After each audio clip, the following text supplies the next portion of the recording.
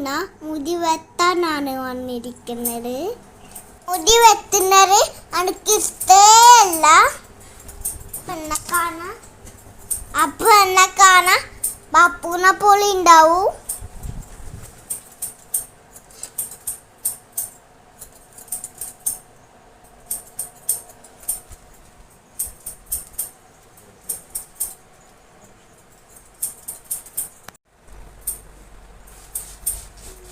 ഇതാണ് എൻ്റെ final look.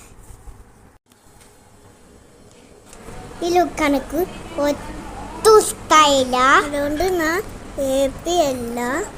ഞാനൊന്ന് ചില്ല ഐസ്ക്രീം കഴിക്കാൻ പോവാണ്.